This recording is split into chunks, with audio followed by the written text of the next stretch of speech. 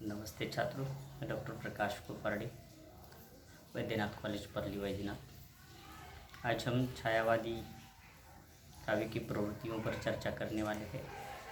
छायावाद के 4 आधार स्तंभ माने जाते हैं, जिसमें जयशंकर प्रसाद, सूर्यकांत त्रिपाठी निराला, सुमित्र नंदन पंत और महादेवी वर्मा।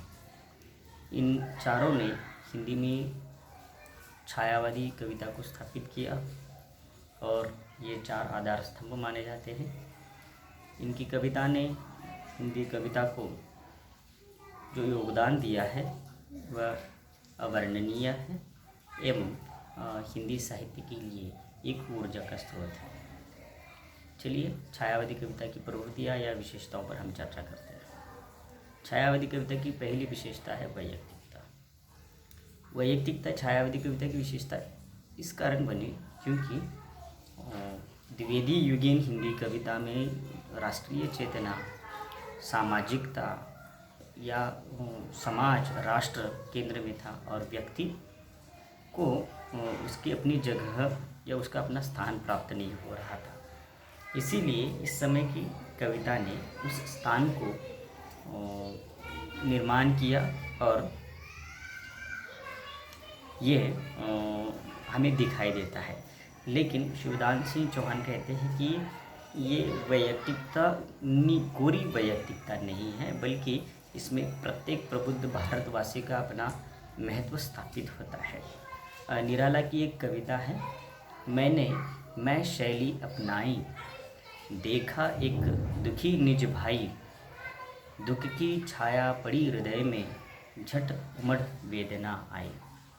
मतलब कि मेरे जैसा ही कोई दुखी व्यक्ति देखने के बाद मेरी संवेदना उभर कर आ जाती है, ये निराला का कहना है। ठीक इसी प्रकार मैं शैली का प्रयोग समस्त छायावादी कवियों ने या चारों कवियों ने किया है। छायावादी कविता की दूसरी विशेषता है विषय निष्ठता। वे विषय के प्रति, अपने काव्य सृजन के प्रति और विषय में अभिव्यक्त अनुभूति के प्रति काफ़ी निष्ठावान थे और इनकी निष्ठा हमें दिखाई देती है। जैसे सुमित्रानंदन पंत छायावाद के 4 आधार स्तंभों में एक कवि है। उनकी काव्य पंक्तियाँ देखिए तो वह विषय के प्रति, विषय की अभिव्यक्ति के प्रति कितने निष्ठावान थे या समर्पित थे, ये समझ में आ जाता है। वियोगी होगा पहला कवि, आह से उपजा होगा गान। वियोगी होगा पहला कवि, आह से उपजा होगा गान। उमड़ कर नैनों से चुपचाप, बही होगी कविता अनजान। तो कविता का जन्म कैसे हुआ? वियोग से हुआ, विप्रलम्ब से हुआ, और ये कविता अपने आप में सहज रूप से अभिव्यक्ति होती है। मतलब कि अनुभूति की अभिव्यक्ति कितनी क्षमता से होती है।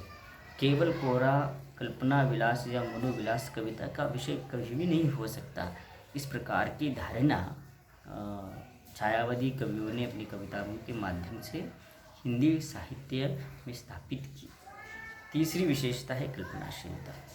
छायावादी कविता की एक प्रवृत्ति कल्पनाशीलता या कल्पना का प्रयोग करके या कल्पना तत्व का प्रयोग करके कविता में अगोचर को गोचर किया, अदृश्य को दृश्यमान बनाया, अमूर्त को मूर्त रूप प्रदान कराने की पहल की। ये सारे जो रूप है जयशंकर प्रसाद की कामायन इस कविता में कल्पनाशीलता का परम रूप हमें दिखाई देता है।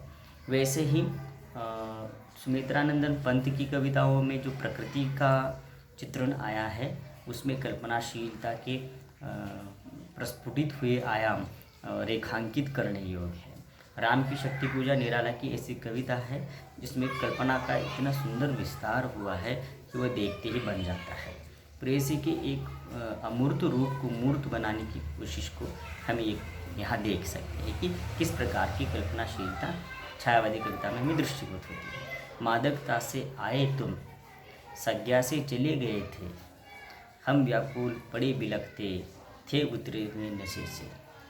तो इस प्रकार कल्पनाशीलता छायावादी कविता की अनन्य साधारण विशेषता में से एक विशेषता हमारे सामने दिखाई देती है। छायावादी कविता की चौथी विशेषता है वेदना की अभिव्यक्ति या विवृत्ति। वेदना और उस असीम के प्रति वेदना, पीड़ा, टीस और व्यथा एक व्यक्तिगत भाव है और वैयक्तिकता को अनन्य साधारण महत्व था छायावादी कविता में। इसीलिए वेदना की अभिव्यक्ति साकार होती हुई दिखाई देती है। इस वेदना को हम जयशंकर प्रसाद के आंसू इस काव्य में देख सकते हैं। इसी वेदना की एक सशक्त अभिव्यक्ति सरोज स्मृति सूर्यकांत त्रिपाठी निराला की कविता शोक, जिसे हिंदी का पहला शोक गीत कहा जाता है, उसमें इस वेदना की अभिव्यक्ति की जाती है। और वेदना का मूर्तिमान रूप तो स्वयं महादेवी वर्मा थी, इसीलिए उन्हें आधुनिक मीरा कहा जाता है। तो वेदना की असीम अभिव्यक्ति महादेवी की कविता में हमें दृष्टिगत होती है। एक कविता देखिए, अपना श्रृंगार करना चाहती है प्रिय जिसने दुख पाला है, वर दो यह मेरा आंसू उसके उर की माला है, मैं दुख से श्रृंगार करूँगी। वेदना की अभिव्यक्ति में महादेवी की ही कविता कि मैं नीर भरी दुख की बदरी, विस्तृत नभ का कोई कोना, परिचय इतना इतिहास यही, कल उमड़ी थी मिट आज चली, कल उमड़ी थी मिट आज चली। तो इस प्रकार की वेदना प्रकृति के साथ तादात्म्य पाती है, प्रकृति का आलम्बन रूप स्वीकार करती ही मानवीकरण के रूप में हमारे सामने अभिव्यक्त होती है। और एक साकार रूप के साथ प्रस्तुत होती हुई वेदना कल्पनाशीलता के साथ, पंखों के उड़ान के साथ हिंदी कविता को एक नया तेवर प्रस्तुत करते हुए हमें दिखाई देती है। छायावादी कविता की पांचवी विशेषता है प्रेमानुभूति। छायावादी कविता ने प्रकृति, स्त्री, मनुष्य और शिशु, इन सभी रूपों में प्रेम की अभिव्यक्ति की है। प्रकृति के प्रति तो उनका निसीम रूप से समर्पित प्रेम था और उस असीम सत्ता को वो प्रकृति के सौंदर्य में देखने की कोशिश करते हैं। सूर्यकांत त्रिपाठी निराला की सुमित्रानंदन पंत की एक कविता है जिसकी पंक्तियाँ देखिए। पंत इसमें अपने जीवन का समस्त दर्शन भी हमारे सामने प्रस्तुत करते हैं। छोड़ ध्रुवों की मृदु छाया, तोड़ प्रकृति से माया, बाले तेरे बाल जाल में कैसे उलझा दूँ मैं लोचन, भूल अभी से इस जग को।